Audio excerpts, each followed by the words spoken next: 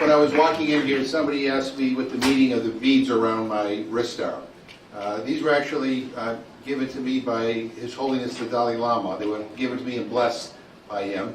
He told me these were to help me deal with my negativity, my worries, and my fears. They're not working. And he beats with this hand and around my neck. I am so happy to be here with so many friends, familiar faces. As was mentioned, I come from Worcester, the oldest Armenian community in the country, the home of the first Armenian church. And I've been in Congress now for a long time.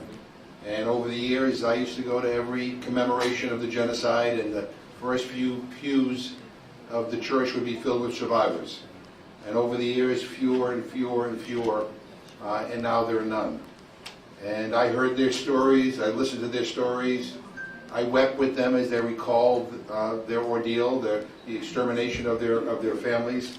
And we, like Senator Schiff has said, pledged that we would fight to enact a resolution commemorating the Armenian Genocide. It took too long, and it was too hard. I mean, we live in the United States of America. We're supposed to, if anything, stand out loud and foursquare for human rights. It took far too long to acknowledge what some wanted the world to forget. It is so important that you are all here in Washington to remind members of Congress not only about the Armenian Genocide, but about Armenia and the challenges that Armenia still faces. And it is so important that you're here at this time to demand accountability from the White House, from the State Department, and from Congress to free the Armenians still being held prisoner in Azerbaijan. We all need to do more. It is important that you are here to denounce the destruction of Armenian cultural heritage by Azerbaijan and to demand a just and sustainable peace agreement, not one that is constantly violated by Azerbaijan's troops and government.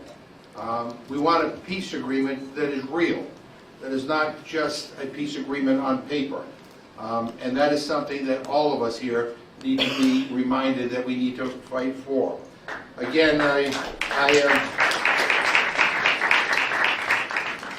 I'm Irish and Polish, but I feel like I'm part Armenian because I've spent so much time with the Armenian community, celebrating their culture, and I love Armenian cuisine. I've been to 1,000 Armenian festivals. My friend George Agajian is here, who has taught me so much about the Armenian community. But I just want you to know, we have a lot to do. And this is a very interesting time in our country where we are being flooded with information about so many different things every hour of the day. It is easy to get distracted or to feel powerless. And sometimes we think our voice is too small to make a difference. The Dalai Lama said if you feel that way, if you feel your voice is too small to make a difference, try sleeping in a room with a mosquito.